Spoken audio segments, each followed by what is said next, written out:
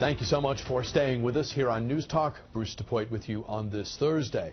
We turn our attention now to the race for the White House and the surprising appeal that outsider candidates seem to be generating. Granted, it's early and the polls will no doubt fluctuate a lot between now and the conventions and next November. But everyone has taken note of the strong showing the non-politicians in the race are making, particularly in the chase for the Republican nomination. Former Secret Service agent and former congressional candidate Dan Bongino joins us now via Skype from Palm City, Florida. And Dan, it's great to see you. Thank you very much for your time.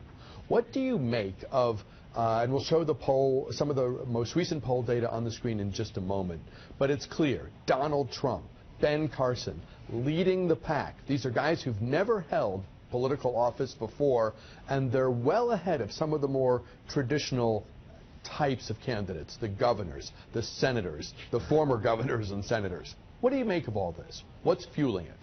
Well, you know, we always tend to think in politics we're witnessing some unique phenomenon. I don't think that's the case, Bruce. I think you saw the same phenomenon with Barack Obama's election, running against the, prototypical Washington insider and Hillary Clinton. I think people have been fed up with it, tired of Washington, D.C., frankly, tired of being tired of Washington, D.C. for a very long time. And I think it's manifesting itself now in the campaigns of Trump, Carly Fiorina, Ben Carson, and frankly, although it doesn't seem so, even Bernie Sanders, who is an elected United States Senator, but has some very unorthodox ideas about what's going on in Washington, D.C. People are just sick of D.C. I think a really poor economic recovery, the terrible polling numbers for Obamacare combined with an ineffective Republican response have led to this situation now, which is really just an anger directed at what's emanating from D.C. in general. In 2012, we saw many candidates rise in the polls. They would be number one for a bit, then they would fall, someone else would take their place, and the cycle would repeat. We've got a long way to go between now and the conventions, obviously even longer between now and November 2016 when the general election is decided and Americans across the country go to the polls. What's your gut? Is this sense of being fed up with Washington and this appeal of the outsider, is this more likely to be a sustaining part of the election dynamic, or is this something that, like we saw with Herman Cain and Michelle Bachmann, that this will be a moment in time, it will come, it will go? Yeah, that's a great question. But a lot of that support, whether it was Bachmann or Cain, was fledgling and just was on one side of the partisan divide. Why? The reason I think Trump may have a lasting effect here, and this may not be a kind of a flash in the pan moment. I've run for office. I've been involved with 3 presidential campaigns as a Secret Service agent. I'm used to being out there and talking to people who actually show up and vote. And I've been getting a lot of texts, emails, and Facebook posts on my wall from Democrats, Bruce, a lot of union Democrats, who the Trump, whether you like his anti-China, trade, opening ourselves up to trade with China message or not, it's emanating with people on the other side who tend to align with that protectionist trend. So, I'm not so sure that this is a flash in the pan moment. Another thing, Bruce, on this, and not to kind of jump ahead to the immigration topic, I know you've got other things in mind there, but the immigration topic and this kind of brewing anger in the country at what they feel like is just an abandonment of our country's principles first, and then taking care of everyone else's, the immigrants from other countries first. That's a bipartisan topic. You look at the poll numbers on it, it's not a whole bunch of conservatives or Tea Party members who are upset at the failure of our immigration process to properly account for Americans first. And I'm not so sure Trump's gonna slink away here in the polls, and we'll see, but I don't think it's just a blip right now. We are going to talk about immigration and about the birthright citizenship debate in just a moment, so I'm glad you bring that up. In terms of Donald Trump and the appeal that he's shown so far, he's talking about many different issues, obviously, so it's hard to say, well, it's this or it's that's contributing to his rise and his durability in the polls. But let me ask you about one aspect of his candidacy so far, at least as it relates to the things he's talked about, the rhetoric. When he says, we don't win anymore, what do you hear? What do you think the electorate hears when he says that? Well, you know, I hate to make it a partisan thing because I think the rage in D.C. by American citizens crosses the partisan divide. But I do think the presidency of Barack Obama and this attitude that America has somehow been a problem in the world, this constant apology tour, is upsetting a lot of Americans. It's happened over and over. I mean, you can check the YouTube videos and Google it yourself. You know, whenever the president or someone from his administration gives a speech, it always seems like Americans are at fault.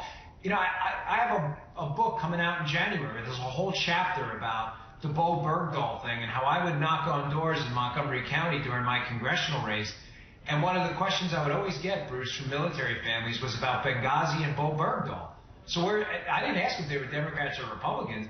The point being, there are people out there who are really upset. They feel like, you know, America, we're leaving our men behind now. They feel like with Bergdahl, that how did we release 4 terrorists for what they perceive to be a traitor? Again, with China, they feel like the rise of China and our stagnant economy, that the world's greatest country, the greatest country in the history of mankind, has been, you know, relegated to almost silver medal status. And that upsets a lot of people who are not ready to accept a managed decline of the United States. And I think that feeling really crosses the partisan divide, although a lot of that anger is directed at who's in charge now, which is unquestionably the Obama administration.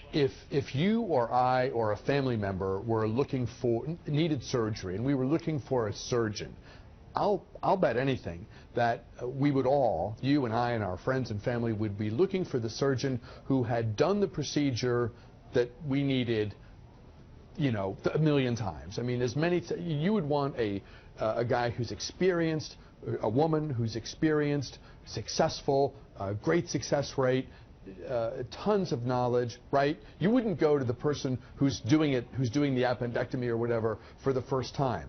So politics isn't surgery necessarily, but let's try to extend the analogy if, in fact, it extends. Politicians, theoretically, bring a certain skill set. They bring some knowledge of policy. They bring knowledge of how to work with other people, deal making.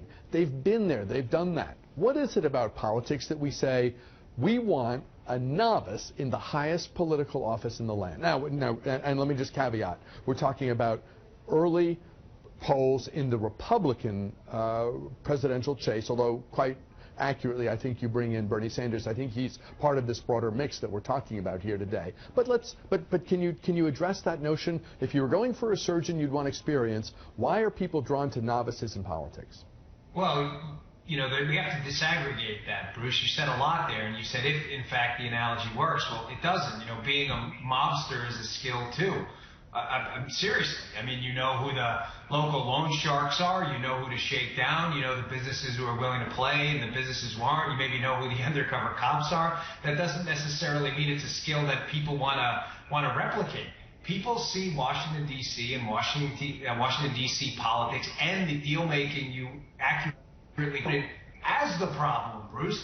So that's why the analogy doesn't work. Having a skill with your hands to be a world-class orthopedic surgeon, it's funny you make that analogy, I have to have surgery on my shoulder actually, is completely different than having a skill of deal-making, which the American people revile. They can't stand it. They're tired of deal-making. And when I say deal-making, I'm not talking about bipartisanship to solve known problems. I'm talking about the selling out that's going on. The selling out on the GOP side, which has the base in an uproar. The GOP base is as fired up as I've ever seen it. That's why they're not even interested in a lot of these senators or governors who have very, very good records.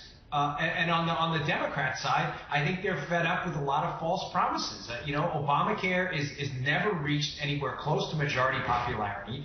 The economy is still struggling. People are really upset. The analogy doesn't work. That anger is being directed at Washington, D.C. and the deal-making you adequately referenced. Dan, stand by for just a moment. We'll take a quick break here. We'll talk birthright citizenship next as we continue our conversation with political commentator Dan Bongino. Keep it here.